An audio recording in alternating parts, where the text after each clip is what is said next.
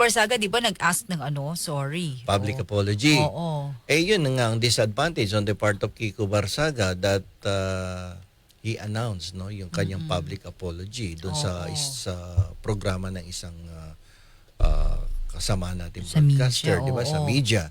So that will work to his disadvantage because it is almost tantamount to admission of guilt. Oo. Nag-public apology ka, wala kang mahihita doon sa apology mo. Paano kung hindi ka naman pinansin ni Enrique Razon? Oo. Sabi ni Enrique Razon, kahit 10 beses ka pa mag-apologize sa akin, tutuluyan kita ng magtanda ka. Paano kung gano'n ang sinabi? Oo. Di ba wala yung public apology? Seryoso naman, nakita natin, of course, si Mr. Razon. Nakasabi siguro ni Enrique Razon, ang public apology sa tao lang. Hindi sa pusa. But the damage Hindi has... sa pusa. Oo, yun lang. Meow, meow. Meow, meow. Partner, speaking of that, di ba, kanina may news kami that si Congressman Puno. Si Puno. Oo. Ay meron namang kasong cyber libel. Oo, with Barsaga, of course. Oo. So, saan darating to, partner? Yung sabi mo kagabi na mukhang papabalikin pa ba sa Kongreso, hindi ba? Pero if we were strictly apply the law, the filing of the cyber libel case against Kiko Barsaga will not lead to the extension of his suspension from the House of Representatives. It is nothing okay. Kasi yung 60-day suspension is fixed by law. Oo. No? At if ever na gusto ng House na ma-extend yan, then they need to file a separate complaint for sa Ethics Committee. So iba yon. So kasi pag katapos ng 60 days dyan, dapat pabalikin mo yan sa Kongreso. Unless na lang nag-file ka nga ng kasong kriminal sa kanya and there is already final conviction of the case against Barsaga, but that is almost impossible because of the time frame from now to February kasi tapos na yung 60 days niya. And according to our existing law kasi ang the only way you can remove or suspend yung from the House of Representatives yan kung nagkaroon nga ng disorderly behavior and at the same time kung gusto mong sibakin yan ay dapat nga may final conviction doon sa korte or nag-decide na yung House by a vote of two-third votes ay nag-decide na to remove him from the House of Representatives. So, dalawa lang yon, final conviction or two-third votes of the House of Representatives na tinatanggal siya. Huwag ka na bumalik dito. Pero iba tong kay Congressman Puno. Sa kanya to, sa sarili niya to. Hindi ko lang alam kung personal to o he is representing the House o the Congress. Pero sabi niya kasi may iba pa daw magpapail Oo. So pag ganito, parang personalan na to. Na sambahan ng kaso. Oo nga, walang katapusan na. Delikado si Kiko Barsaga rito. Kasi kung dinamihan yung kaso mo, they might file a resolution. Natanggalin nakakasira yan dito. Ang daming kasong kriminal niyan. Yun pa, meron pa siya ngayong kinakaharap. Hindi lang sa ating galing ng mga kaso, kundi sa isang multi-billionaire na si Enrique Razon. That would be also, partner. Kasi isipin mo, kasi yung kanyang ginawang pagbibintang sa House of Representatives, kasi pati kay Enrique Razon, ay isang bagay na talagang maliwanag na paninira lamang. Kasi sabi niya, sinuhulan daw ni Enrique Razon ang House of Representatives para manalong Speaker of the House si Romualdez.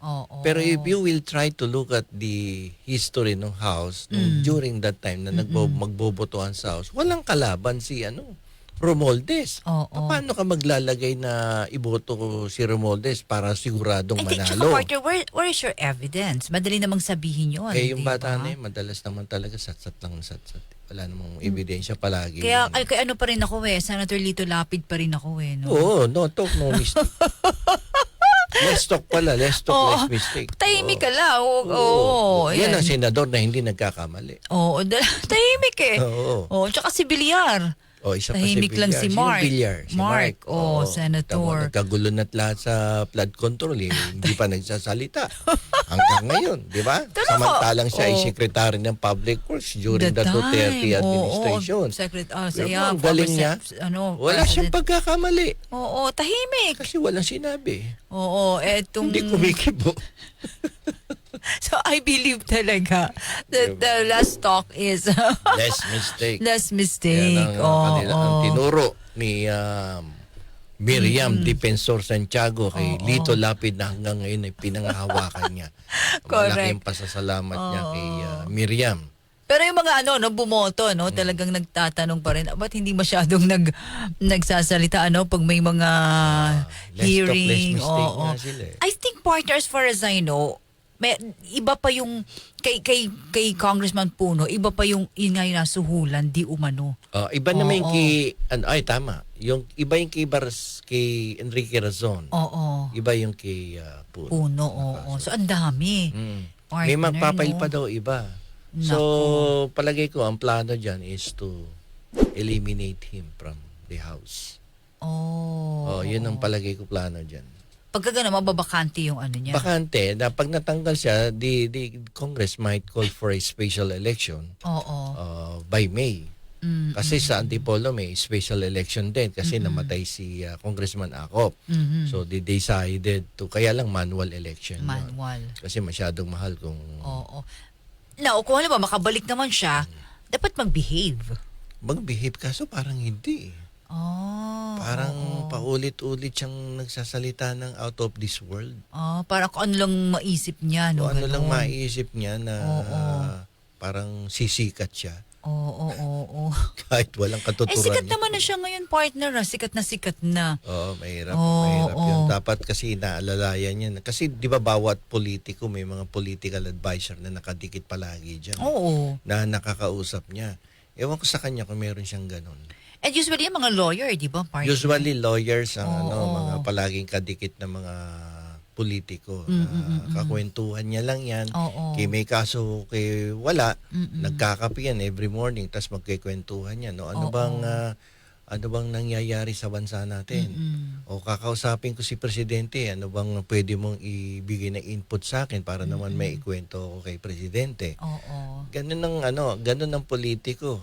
Tsaka yung gentleman's manner, the way you act, yung attitude mo, being a gentleman and being a congressman, di ba? Kasi may naging amo kong ganyan na malapit sa Presidente. Tapos minsan nandyan lang kami sa Green Hills.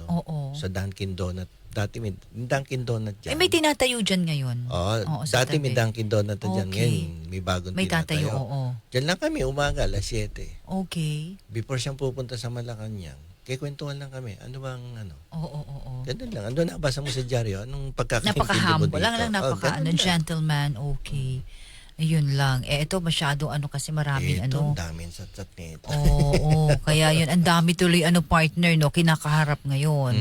Talagang talk of the town ngayon si Meow Meow. Delikado kasi masyadong mapanira yung mga statement niya kasi hindi siya sumasangguni sa mga consultants niya. Samantalang ang congressman, allowed dyan na mag-hire ng mga consultants eh. Di ba? Sinasayang niya yung mga hinire niya. Baka mamaya kung sino-sino mga pusa yung kinonsultan niya. Iba-ibang tunog ng Meow Meow.